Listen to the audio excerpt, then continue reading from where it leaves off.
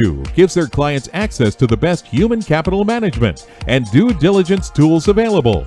They are dedicated to helping their clients with all of their people-related decisions. To learn more, go to www.peopleg2.com. Talent Talk centers on the topics of talent recruitment and management, leadership development, company culture, and employee engagement. These are all timely topics for CEOs, entrepreneurs, HR professionals, and business leaders. We hope that as you tune in to listen each week, whether to the live broadcast or to the podcast on iTunes or iHeartRadio, that you hear something you can take away that will help you grow and impact your career in a positive way. And now, here's the host of the Talent Talk Radio Show, the founder and CEO of People G2, Chris Dyer. Welcome to the Talent Talk Radio Show. It is the afternoon for us here, taping this live, but whenever you happen to be listening or tuning in, welcome to the day, and really appreciate you tuning in and being a part of the Talent Talk audience. And this show is really based around my desire to want to talk to very talented and very cool people and pick their brains, find out what they're thinking about, hear about what books they're reading, maybe what journey they took to get to where they are today, and hopefully pick out a few things that we think we can go back and implement in our own lives, implement with our team, maybe share with someone in our company who's struggling, who's at that same point in their journey. And, as we're not at this current moment going to conferences and we're not showing up and having these, kind of little easy to do interactions sometimes to learn something, the show has become that much more important, I think, especially for us to have those conversations and to share that knowledge across whoever wants to listen. So we have people all around the world listening, millions of downloads a year, and I'm just so thankful for the audience being a part of it. We've had wonderful stories come out of our conversations. In fact, a lot of those stories are in my first book, The Power of Company Culture. You can find that wherever you buy your books online, and it has just been translated into Vietnamese as well. So if you need it in that language, it's available. So Talent Talk is live every Tuesday, 1 p.m. Pacific Standard Time. But most of you sort of get us in the podcast version. You get us after the fact. That's okay. Just make sure you subscribe on iTunes, iHeartRadio, Stitcher, Spotify, wherever you find your podcasts. Go there now. You can even go to talenttalkradio.com and you can subscribe there. That way you get alerted. Let the computers let you know when a new episode is up and ready to go, and you can listen whenever you have time or on the treadmill or whatever it is you're doing when you're listening to podcasts. So, and finally, before we get to our guest today, do want to make sure you remember we do live tweet all of the best little one-liners, links to the people, our guests on the show, maybe books they've listened to, anything they could have mentioned or anything really smart we maybe stumbled upon. We'll sort of repost that on Twitter. So make sure you're following at PeopleG2 or that hashtag Talent Talk. And if you have replies, you have questions, you have suggestions, that's the place to do it. We are active in monitoring that. All right, my guest today, I'm really excited to have. My first guest will be Karen Weeks. She's the SVP of People of Otter Grove. And then my second guest after the commercial break will be Dr. Ellen Reed, mental toughness expert and co-author of Relentless Solution Focus. But let's go ahead and bring in my first guest, Karen Weeks. Karen, welcome to the Talent Talk Radio Show. Hi, it's so nice to be here. Thanks for having me. Yeah, so why don't you give us the quick version, right? What are the cliff notes? The kids say spark notes now, but what are what's the reduced notes on, what is your journey? How did you get where you are? What are you doing now? What does your company do? Yeah, thanks again. So I actually started in theater. I was going to be a stage manager. I did that for a few years, and I quickly realized that once that was going to be my livelihood, that was not the right career for me. So I made the switch to HR, and I never looked back. I love helping people with their careers. I love helping companies build great experiences for those people while also hitting their business goals. So I've really found my niche in tech startup world. I've been there specifically for about 10 years. And currently with Order Groove, we are a SaaS platform for retailers and brands to help create recurring revenue. So usually that's subscriptions. If you go to PetSmart.com and want to buy a bag of dog food, it will ask if you want to sign up for auto ship, and that's Order Groove. So we really partner with retailers to help them with those programs. And I help people with their careers. I actually have a podcast that talks about different career changers. We talk about how to give feedback and build the authentic life and culture, a life for an individual and culture for a company to make sure you're really being successful and doing what you love. Well, I love that sort of intro that you started off in theater and theater management, and that pushed you into HR because, and then kind of in thinking about it, that was literally preparing you for HR, right? You're dealing with every different department. You're in the background. You're not necessarily the person standing on front of the stage. You're dealing with prima donnas all day, probably on a shoestring budget. I mean, so there's literally so many parallels to being in HR. So that probably should be like an internship every HR person should have to do before actually going into HR. I love that. That's great. Well, and especially then I worked for a talent agency for a while. I was trying to figure out exactly what this was all going to be. And literally I'm helping actors get jobs, which is recruiting. So it really did, when I actually thought about it from a corporate lens, I said, oh, I actually think this makes sense. It's not a complete 180 like I think it is. That's a really cool way to think about. A lot of people right now are thinking, how do I reinvent myself? Maybe if my industry isn't going to make it through COVID, or maybe isn't going to be very strong very soon, I need to go into a new marketplace. And there are so many employers, so much growth happening in our economy right now, but maybe just in a different space, maybe just somewhere, right? So you have to reinvent yourself. And that's a really great example of how you take the talents and the things that you're doing and shift them to something else that works perfectly, but now is in a completely different space. And in fact, you could be in any space, right? Going in HR, you can work for anybody. You're not restricted to, let's say, theaters, which are currently all shut down right now. Yeah. So, right. Which is a bit tough. Yeah, that's actually what sparked the podcast, was that I was working with clients that were thinking about making career changes, but I don't know anyone who does it. No one really does that. That doesn't happen. I was like, I know so many people. I need to be sharing their story so people don't feel alone and they know that it's possible, whether it's a total 180 or just finding different industries or reevaluating what's important to you. You can do it. And, we have all these stories of people who've done it and they share their advice on what they wish they knew along the way so that others can have successful journeys. Yeah. Well, you mentioned this idea of giving good feedback in sort of the beginning of your intro there. And let's maybe kind of dive into that a little bit. I mean, this has been a time when people are maybe willing to talk a bit more and to get more. I've noticed a lot more vulnerability, a lot more conversations, because we're sort of all into this sort of thing together, right? It's not just, geez, Sally's having a tough time in her life, but I'm fine, and so I can't relate. Like, everyone's on this sort of common denominator. But I guess beyond that, I mean, how do you suggest that we create these spaces, for employees to really talk about things like maybe mental health? Maybe this has been the year of really shining a light on diversity and race relations and things like that, and maybe even just simple things like career goals or how just general uncomfortable topics. So how do you sort of frame that out for people to think about creating that space to have those conversations? Yeah, and it's actually the same advice no matter what the conversation has to be, because it's probably a little uncomfortable, especially if you're used to being in an office together and now you're remote and you're doing everything through a webcam. So I think it's really about building trust and the idea of safety, where if I bring something to the conversation, I'm not going to be judged. I'm not going to be reprimanded. It's not going to be held against me. I really can share whatever is going on, whether that is me as the manager and I actually need to have my own vulnerability and share my own struggles, or share some tougher feedback to you and it's coming from a good place, or I'm the employee and I'm struggling and I know I need help and I'm able to share that with my manager without any concern about what that conversation is going to be. But we actually have to train managers to have those conversations. We can say we want to have them as much as possible, but if we don't give managers the tools to create that trust and create that safety and space, it's going to go wrong. And then you totally deplete everything that you've promised your employee. So, I mean, where do you think that we should start with that? Is this a language thing, a language approach?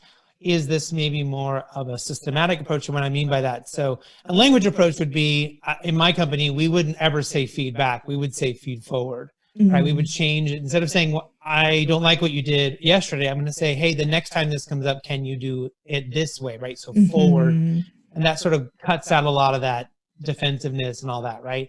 But a systematic approach is like a retrospective in Scrum or Agile, right? To say, okay, this is a designated meeting where we're going to show up and we're going to talk about what worked and we're going to talk about what didn't work, and it's going to be a safe place, and we're going to pick and pick apart what happened, and then we can plan better for the next time, right? So is it, are you sort of think we should pick one, or is it a combination, or what do you think? It's interesting. I actually think it could be both depending on your organization. But before you even get to that point, I actually think leaders and managers need to role model the behavior and build it in more naturally to every conversation. So starting every conversation with, how are you? And not letting I'm fine or I'm hanging in there be the end of the conversation. It's what's changed for you? What were some wins? What were some struggles? Opening up every one-on-one with that kind of language gets you to a place where it becomes just natural to have those kinds of conversations. And then as a manager, I think you need to show your own vulnerability and have the employee ask you that question. Or if they're not going to proactively share it after they talk about their week, you can share something that's going on in your life. And so you're showing that vulnerability, you're role modeling that behavior. So I think maybe that's where the language comes in the sense of you're role modeling it and you're showing that this is how I want you to talk about it because I'm willing to talk about it that way. But it's systematic in the sense of you're doing it every one-on-one. It's a recurring expected thing, so that if it then leads to feedback or then leads to an uncomfortable conversation about my mental health or whatever, that foundation is there. And it doesn't feel like I need to interrupt the agenda of our one-on-one because I need to talk to you about something. Right. So, what about this idea? I've been advocating a lot for, especially during this time, and especially while a lot of people are remote and aren't used to being remote, that they should probably knock off as many one-on-ones as they can. And the reason for that is it's super hard to convert everything into a one-on-one. It's overwhelming. It's like, you're in conversations all day and you get no work done. But on the flip side, like, I don't always have a way to be vulnerable in a conversation. I don't always have like something going on in my life that I can share that will like somehow make the other person happy without like totally lying, right? Without like right. And so, and I also notice a little bit like if I'm too vulnerable as the boss, then that sort of creates a lot of tension, and people almost want like me to be like, the knight with like a sword, like I'm going to go slay a dragon, and they don't want to see me as being like, weak in any way, right? There's complexity there as well. But we've sort of been talking about our organization, do it in the group, because the group, we bring in 5 people and then we can vent and we can talk about what's dealing with. 2 or 3 people have the same problem, or they can connect in a better way. And the group can generally solve the problem better than I can, right? Because I'm not their therapist. But like in a group therapy session, it's a little bit different. It's a little safer. It's not like, I'm not like you're telling someone. So, I mean, are there other ways you think leaders should think about approaching this or organizing it in a way that can make sense for them if they don't have maybe the tools or that, I don't know, depth? Maybe they have the EQ, right? This is another great thing for anyone who doesn't actually have the EQ to have that conversation, to get the group to help them do it. So what are your thoughts there? It's interesting. I can see that working in some places. And maybe if you have the kind of culture that really supports that level of transparency and that focus of, we're in this together and we're going to get through it together, and I'm here for you just as much as you're here for me. I think that in some organizations, again, it's all about the foundation that you have. So in some organizations, I don't know if that would work, only because I think some people have a hard enough time being vulnerable with one person, let alone a couple of people. And they don't even know sort of what's going on yet. And they kind of have to work it out until they realize what's actually bothering them. But I do agree 100% that there is also a place of overdoing it, in the sense of if you're having a one-on-one every single day with someone and you're like trying to tap into what vulnerability is going on with them, that may be too much. So usually personally, what I've been doing is checking in with folks on Slack during the day. And then we have our weekly one-on-one, and I just open the one-on-one with, what's a win and what's something you're struggling with. And that sort of leads us down a path of, if there's nothing to talk about, that's totally fine. Let's just jump right into our agenda. But at least it gives the space to have any sort of conversation if there's something top of mind. I think the other place it comes into play is if you're noticing a change in someone. So maybe you don't have to do it every one-on-one. Maybe it's just, once a month or whatever. But if you're noticing a change in behavior, a change in performance, a change in something, that's where you want to make sure that foundation is there so you can jump in and figure out what is going on and asking a lot of questions. And it doesn't feel weird because it's part of it's part of your relationship. Yeah. And this is the difficult part, I think, in HR, anyone in HR or anyone who's sort of dealing with these sort of issues. It's the same sort of, complexity as even lawyers have, right? It's not one size fits all. Yes. It's not like you can ask me this question and I can give you the same answer for every company and every team and every group and every division. You got to get in there and figure it out. You got to get in there and work at it and hopefully, like you said, create enough trust and enough that things can maybe begin to be worked on in a more holistic level, a larger level. But yeah, you get in there and you may show up day one as a leader and realize that like everyone's hiding under their desk figuratively and doesn't want to talk and doesn't want to tell you what's really going on. And how do you get from point A to point D without losing your mind, right? Yeah, I'm a big believer of what is right for your organization, whether you call that authenticity, whether you call that your culture, whatever way you want to describe it. But, it's like how people used to talk about perks, which is so different these days. But, having a ping pong table was cool for Google. It might not be cool for you. It's the same way with how you have conversations, the way you train your managers, what people should expect of their teammates. Of course, there are some fundamentals that everybody should be doing just because it's good best practices, but what that actually looks like for your organization, it's so important to figure that out for what's right for you. Order Group has tried things that I know a lot of other companies do, and it just doesn't fly for us for whatever reason. And that's okay. We should do what's right for us. Right. Well, I love the ping pong example because it's come up 100 times on the show, I think, before. Yeah. And I can't tell you how many times I've had CEOs call me and say, just isn't something right with my culture. I don't know what's going on. They want me to help them. And I go, cool, tell me about your culture. Well, I have a video game room. We've got ping pong. And, we do beer Fridays sometimes. And I go, yeah, I said to talk about your culture. Yeah. And they think that these perks, right, these things that are distractions, that are maybe little pet projects of the CEO. The CEO thinks it's cool to have Pac-Man in the lunchroom and everyone else care less, right? Like, no, that's not culture. Yeah. That's not how you get stuff done, your norms. I mean, this is that's culture, right? Or do you give feedback or do you not get feedback? Mm-hmm. That kind of stuff. So, yeah, I was just going to say, it's interesting because I also see it from the candidate perspective. So as I'm doing interviews, it used to be, tell me about your culture. What are your perks? And they knew that it was a question they were supposed to ask, but they didn't really understand why they were asking. Now I have candidates talk about, how did you decide to go home back in March when COVID was starting? How did you address Black Lives Matter? How have you decided if you're going to go back to the office and when you're going to go back? What are you telling your teams? They now have actual tangible things that matter to them. That is a reflection of our culture. And I've really seen that shift amongst candidates as well. Yeah, and those are some heavy questions to ask, as a candidate. I mean, and I'm sure not all candidates are going to feel comfortable doing that. You better be a top candidate, probably to really swing that baseball bat. But I mean, yeah, that's great. I mean, if someone asked me that, I'd be super impressed, right? If they were really giving me lofty questions that I might stumble with, that I might not have and I'd be like, okay, and I might have somebody here. That's a great tip for any candidate.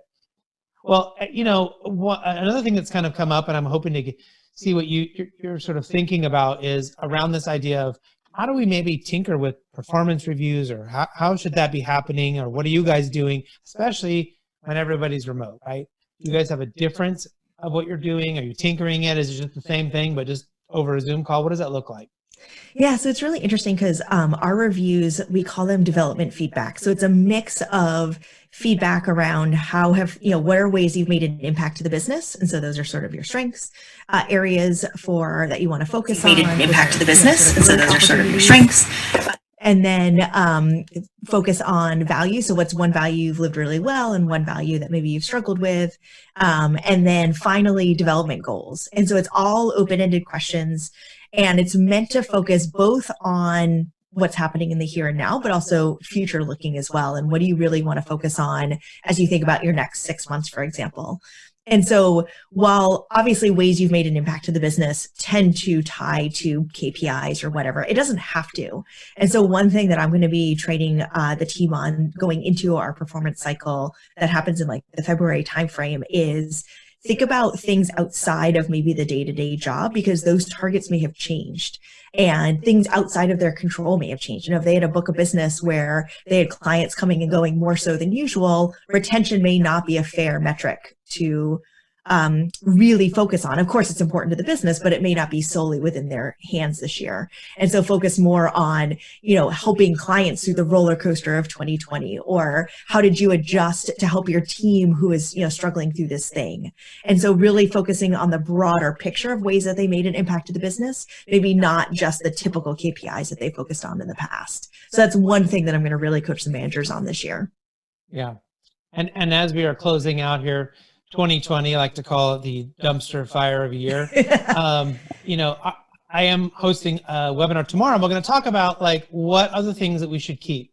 Like what are the good things that have come out of 2020 that we didn't want to have to go through a pandemic to get there, but something good happened. So, are there learnings? Are there things that you're going to take that Order Grove is going to, keep or implement or try to keep going regardless of what happens with COVID? Yeah, it's really interesting. We were very much an in-office company, and we had a couple of people that were remote, but they were sales folks or people that it sort of made sense that they weren't in the office. And we have totally shattered that. So we are still remote today for safety reasons, but we're actually going to move to a flexible work from anywhere with an asterisk that has to be within the US. But if you want to go in the office 5 days a week, once we're back, you can. If you want to do it a couple of days, fine. If you never want to go back, that's fine. If you want to move outside of the New York area, that's fine. Like we just need to set it up, from a business standpoint, but we have no concerns there. We already have 10 people, I think, that have moved outside of New York. We're hiring outside of New York. So the whole idea of we do not have to be in the office together 24/7 has really shifted both how we are working together in a way that we never thought we could, but also the ability to support our team and to live sort of the lives that they want to live. Like they may not want to live in New York anymore, and that's totally fine.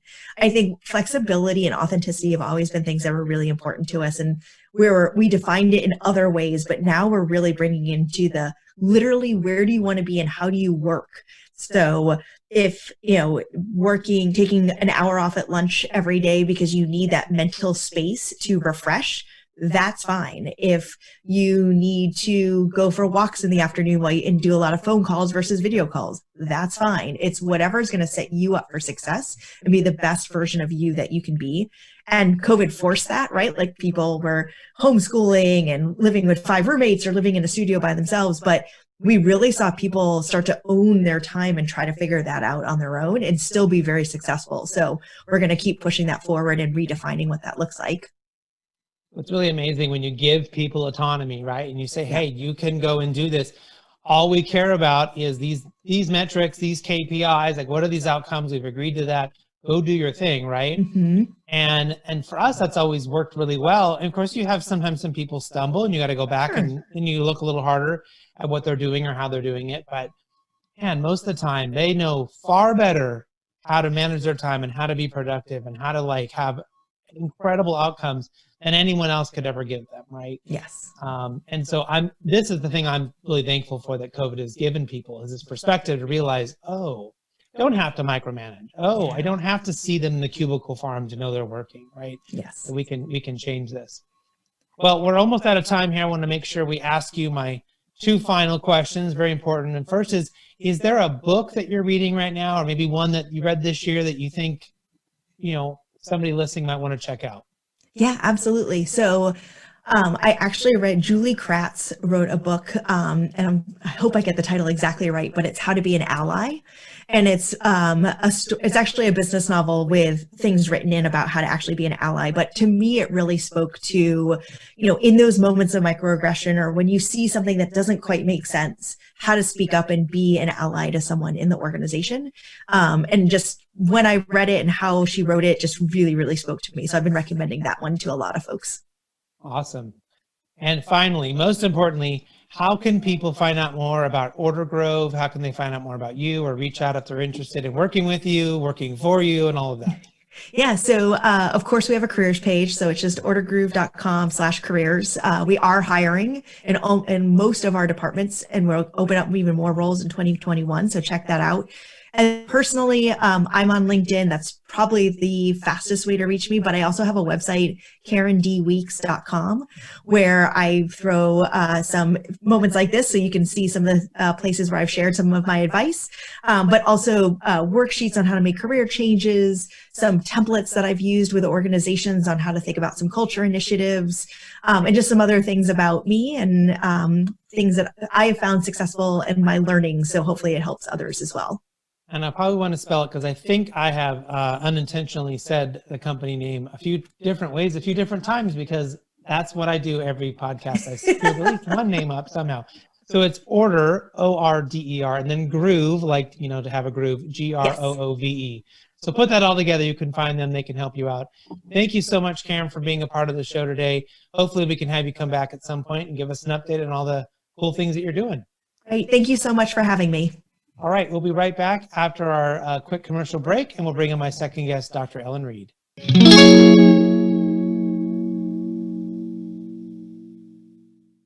Imagine buying a newspaper and discovering that the news you're reading is 6 months old. There isn't much that stays the same for 6 months, and the same thing goes for background checks.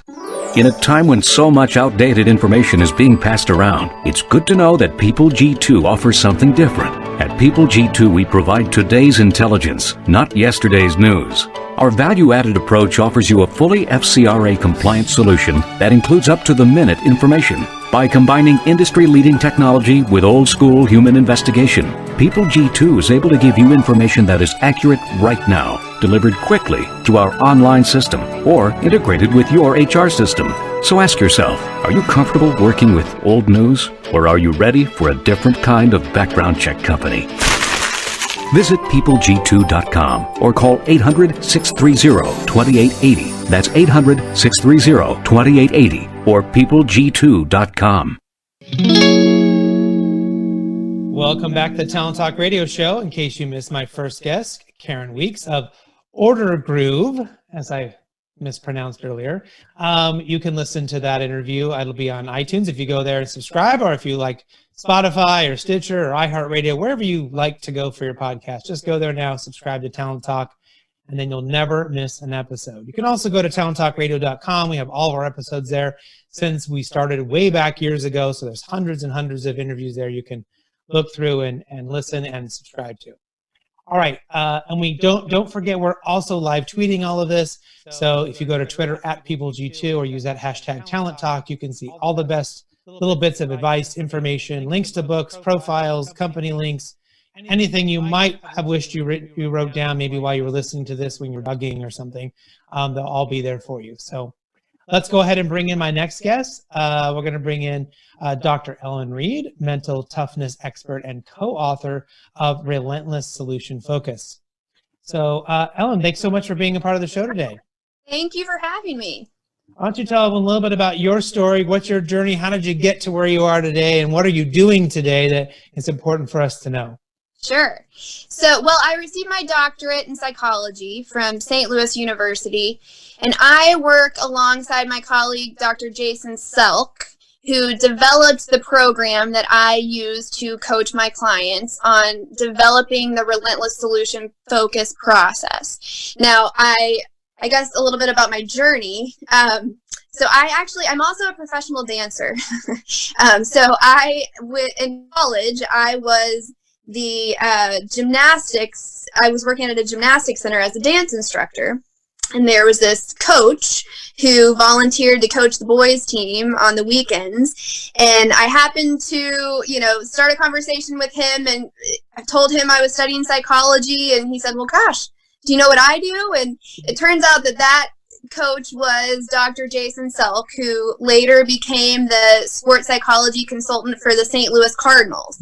Now, when I met him, it was great timing because he was just about to start working with the Cardinals, and he knew he was going to need somebody to come on and help. So it was really being at the right place at the right time, and I found myself kind of in the perfect merging of what I was doing, being able to work with, athletes business professionals on increasing their performance, whatever that performance means to you, whether it's your performance on stage or your performance on the basketball court or in the boardroom, and merging that with my, passion for psychology. So that's a little bit about kind of how I got involved in what I'm doing now. But now I coach individuals on a daily basis, again, using these fundamentals. So can you kind of explain what is the Relentless Solution Focus? I know that's the name of the book, and it kind of relates into helping people with their mental toughness, which makes a lot of sense when you're thinking about sports, right? Yes. Especially people are under the spotlight and that much pressure, making all that money, that mental toughness is a huge thing. But like translating that into, I'm a customer service representative, and I sit in the back of a cubicle farm, so how does this sort of correlate, and what does that work look like? Yes. So Relentless Solution Focus is essentially a way of training mental toughness, right? Because we know, mental toughness, what is that? It means different things to different people sometimes. But what Jason found, he started in the sports world. So he was, like I said, working with the St. Louis Cardinals and working with a lot of professional athletes. And he started to find that, business professionals were coming to him and finding a lot of kind of overlaps and parallels, and these fundamentals that were working so well with professional athletes really are working so well with business professionals, and even students or athletes, anybody. The fundamentals are so universal. So let me kind of tell you what Relentless Solution Focus is. So very simply, it's the mind's ability to stay focused on solutions. Very simply. That's very simply what it is, and it's simple in concept, but it can be very difficult in execution because our minds are simply not wired for that, right? Like we are wired with what's called problem-centric thought, which means that our brains want to focus on and hone in on the problems or the negative in the situation first. Think about if you're maybe the kind of person that does 99 things right in a day. And when you're driving home from work, that one thing that you did less than perfectly is what sticks in your mind. I think that that's a pretty normal scenario that most of us can find ourselves in pretty often. Now, what Jason found, and Jason spent years working with and studying some of the most highly successful people on the planet. And what he found to be a common thread, among all of these highly successful individuals is that they had this ability to stay focused on solutions, especially when it mattered most. And so what we do through our process is teach people to retrain their brains away from this problem-centric thought that's so normal for us onto the ability to be able to get their thoughts onto a solution faster. Well, I really love that, and I may be making an unneeded shortcut here, but it reminds me a little bit of the work I've done in appreciative inquiry, which is really sort of focusing things on the positive, right? Which has its basis in psychology. And so yes, it's really common for people to walk around going, well, I'm a good problem solver. Well, that's inherently negative. You are focusing on the problem, right? Instead of saying, well, I'm a solution focused person, right? Or, if a client comes to you and they're upset, we'll go, well, what does an ideal solution look like? Instead of saying, well, why are you mad and what's the problem? And how do I get you back to where you were 5 minutes before you were mad at me, right? Yes.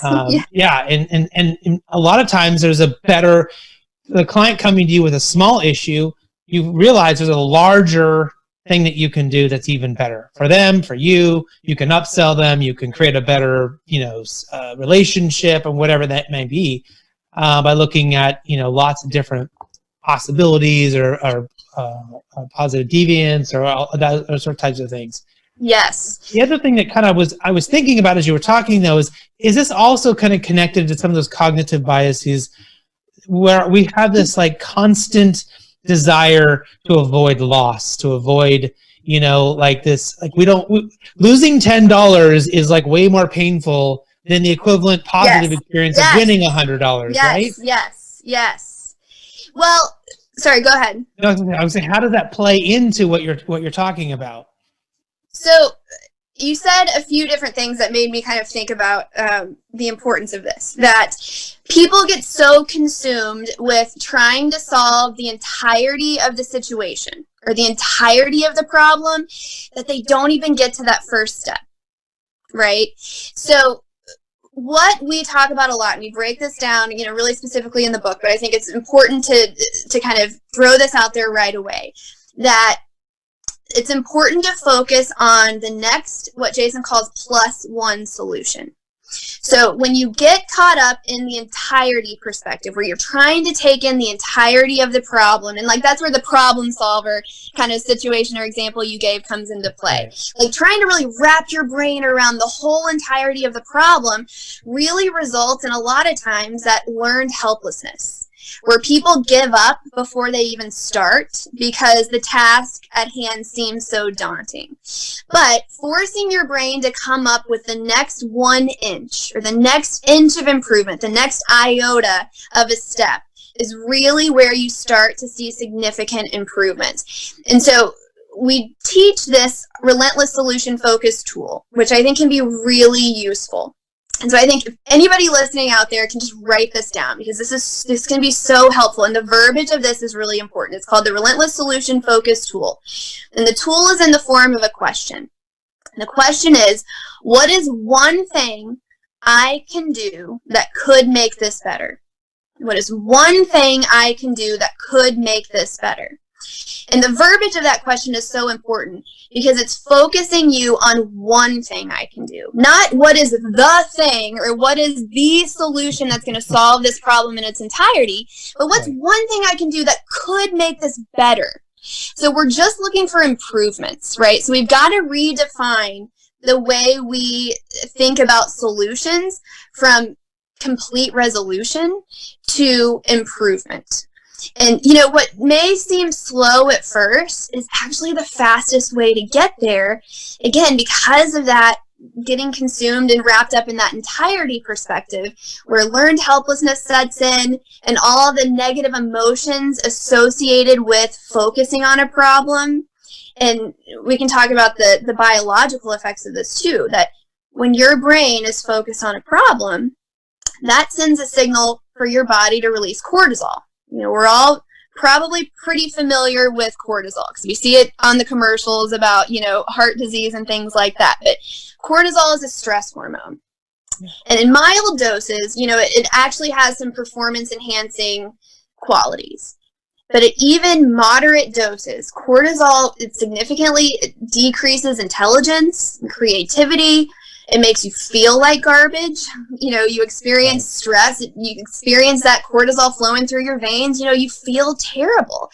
And so this is where the science behind this stuff is so compelling to me, that, optimism is essentially, relentless solution focus is essentially optimism. It's essentially a concrete way of training yourself to be optimistic. And optimism has been extensively researched, and the benefits of optimism have been extensively researched. Optimistic people have been shown to live on average 14 years longer than those who do not possess those optimistic qualities. And, we see the effects of this in our clients every day, but I think the research is so compelling. And, I have my background in psychology, so I love, the science and the research behind this stuff. But when you focus on the entirety of the situation, again, that learned helplessness sets in, you give up before you even start, and your brain gets stuck in this loop of the problem, right? But if you take that next first step by asking, what is one thing I can do that could make this better? You're getting one step closer, but what's more important is that your brain is now focused on solutions. So making that next step is going to make it so much easier to take the next step after that and say, okay, now what's one thing I could do that could make this better? And then you ask the question again, now what's one thing I could do that can make this better? And that makes it so much more palatable. I mean, Yes. we've talked about this on the show before, this idea of the aggregation of marginal gains, which is a complicated way of saying, like, how do you get 1% better? Yes. We started talking about that in our organization. That became a goal of just getting 1% better. And we didn't put any parameters around that. We didn't say 1% better a day. We didn't say a month. We didn't say a year. We sort of let them all run and take that for themselves and what that meant.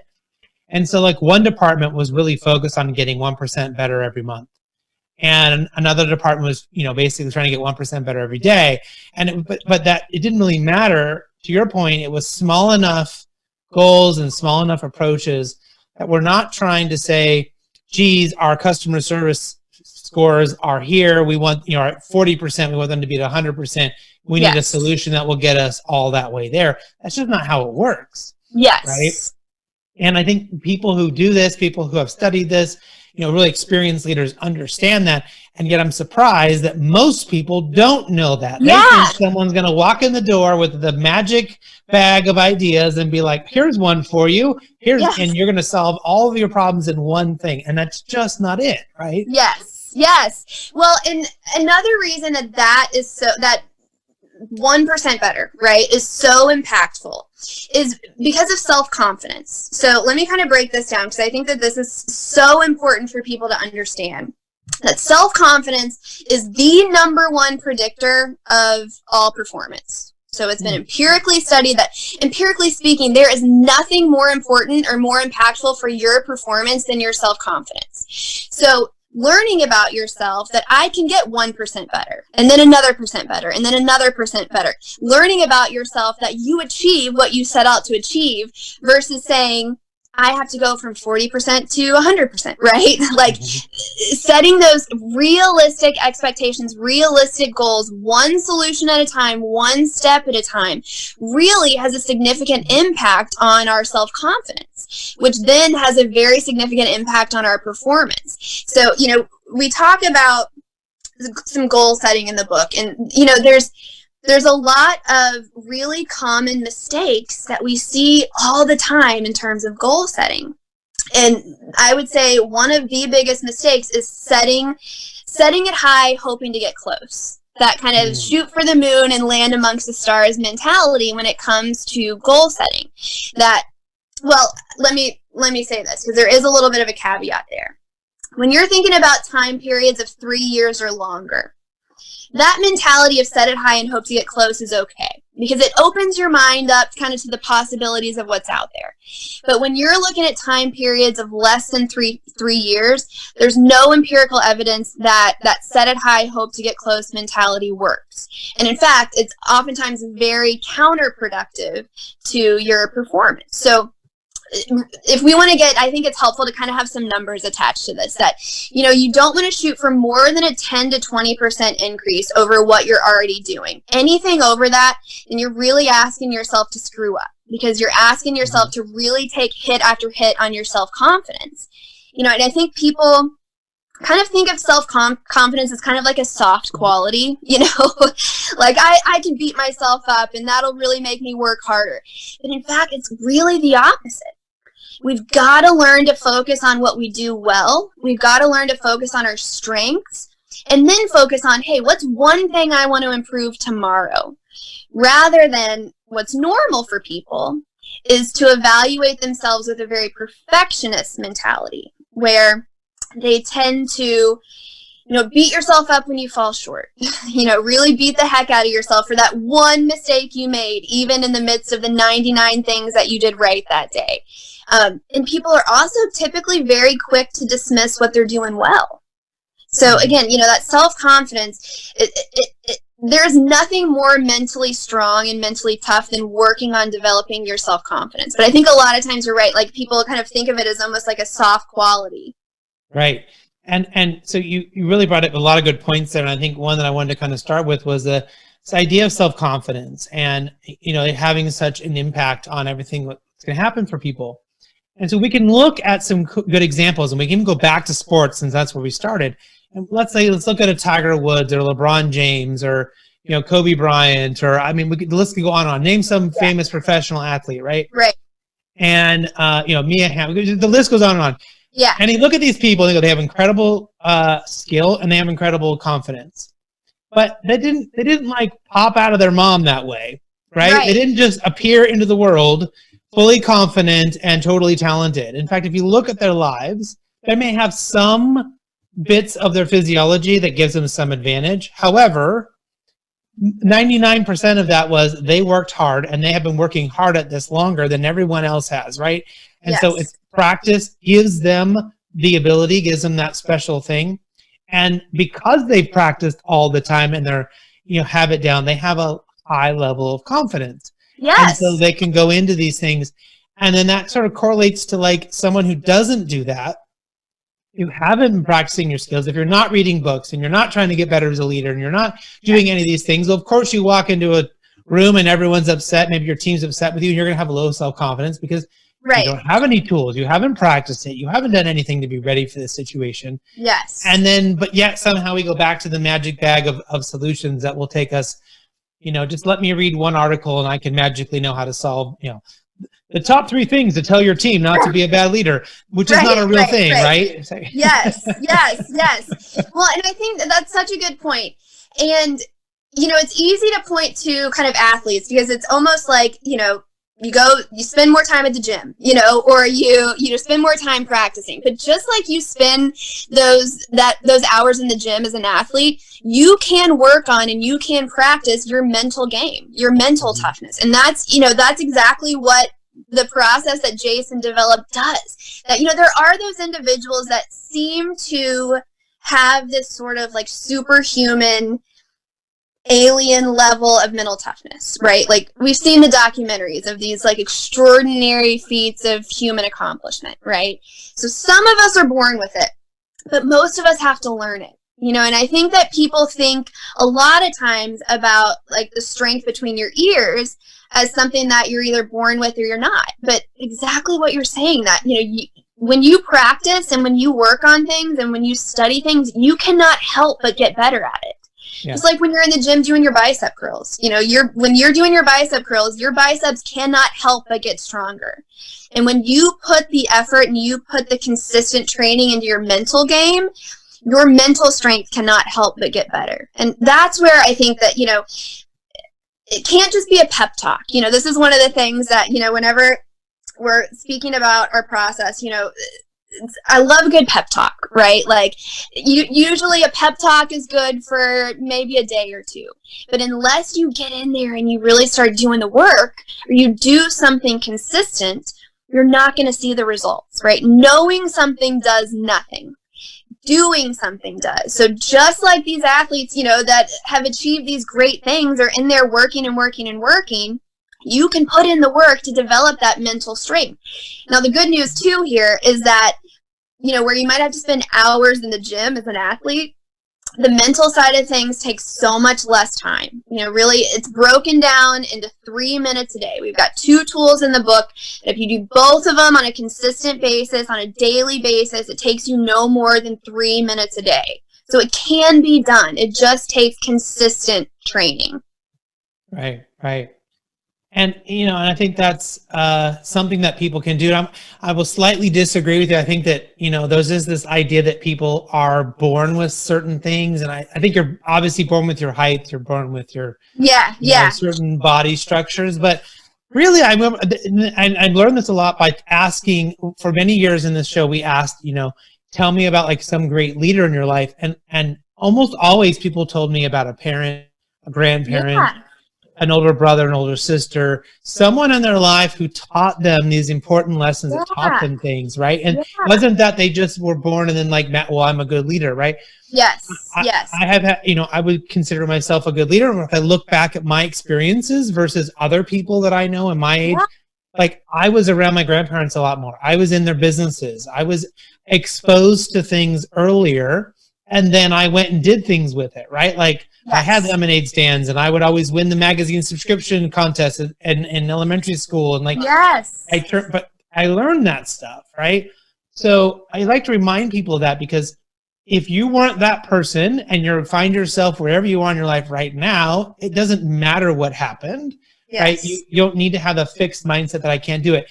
Yes, I may never be able to play basketball as well as LeBron James, both because of time and age, but also I don't have some of the physical attributes. But from a mental standpoint, right, I can do anything else anybody else does, but we have to do it 1% at a time. We have to work to get a little bit better, right?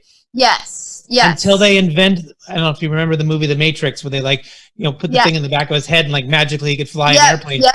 I'm waiting. If that ever happens, I'll be the first one to sign up to do it. Right. But until then, we have to read the manual one page at a time. We have to work at things one bit at a time, right? Yes, absolutely. Do I have time? Can I teach one of the tools? Because I think this would be really, absolutely, please. We have just a few minutes left here, so we'll give you the last word. Yes. Okay. So if you guys can get in the habit of every day or at least 3 days a week writing down and answering these 3 questions. Again, don't spend any more than a minute on it. But question number 1, what 3 things did I do well today? 3 things that I do well today. It doesn't have to be curing cancer. Just 3 things that did well. Maybe you woke up before the alarm. Maybe you spent 5 minutes of quality time with your kids before bed without devices. Ate a salad instead of pizza. Something. Exactly. Right? Exactly. So number 1, 3 things that I do well today. Give yourself credit where credit is due. Number 2, what is one thing I want to improve tomorrow? Limit yourself to no more than one thing I want to improve tomorrow.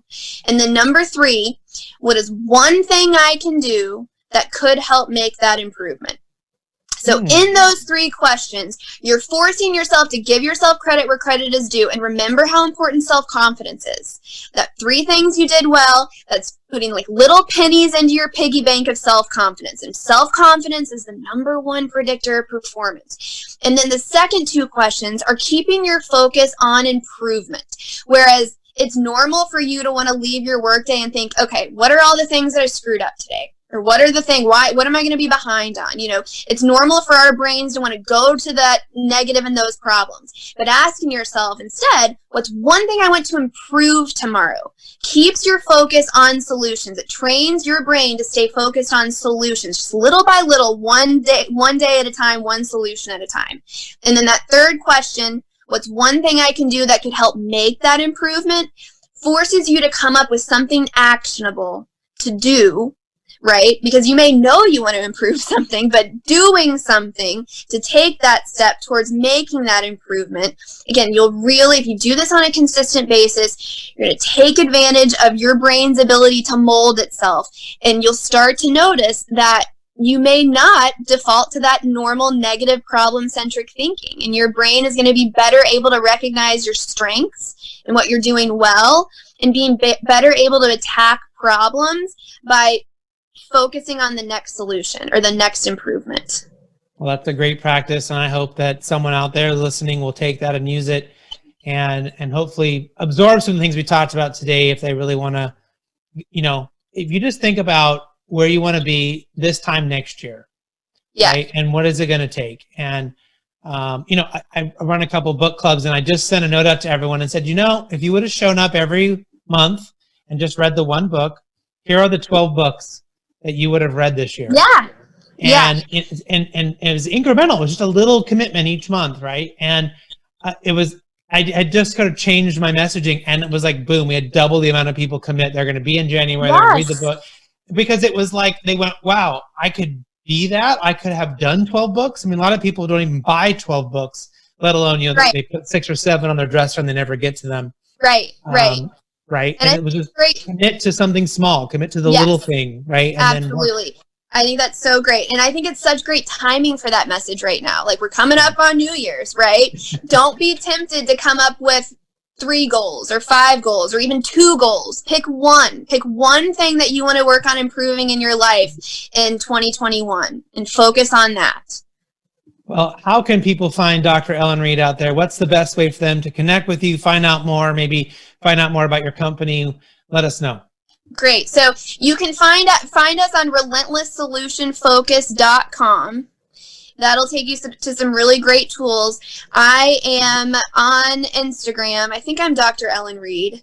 On Twitter. And if you go to jasonselk.com, you'll find all the information you need. So jasonselk.com or relentlesssolutionfocus.com. I think on Twitter, you're at Ellen_Reed_, if I'm looking at my Twitter feed right now going here by here. But yeah, I'm sure they can find you. You go to Twitter, you can find her there. If you have any more trouble, you can always reach out to us and we'll get you in contact. But hopefully people can can, continue to look at your work, get some more helping with coaching. Yes. And we'd love to have you come back at some point and do another interview. Maybe we could bring Jason along as well and do like a co-thing for an hour. That'd be a lot of fun. So absolutely, that would be great. All right. Thank you so much for being on the Thanks, show today. Chris. And hopefully everyone was able to pick out something they can use in their own career in a positive way. But until then, do what you love and show the world how talented you can be today.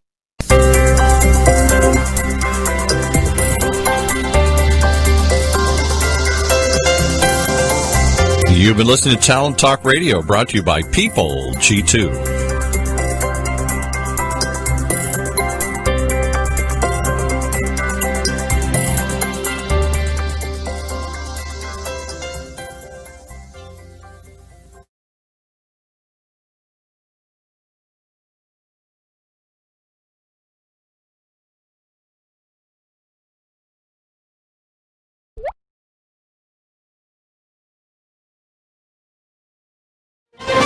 This is CBS News on the Hour, brought to you by Capital One Shopping. I'm Matt Piper in New York. Doctor, how did that feel? Perfect. No pain at all. That's a doctor in Miami getting vaccinated today with Pfizer.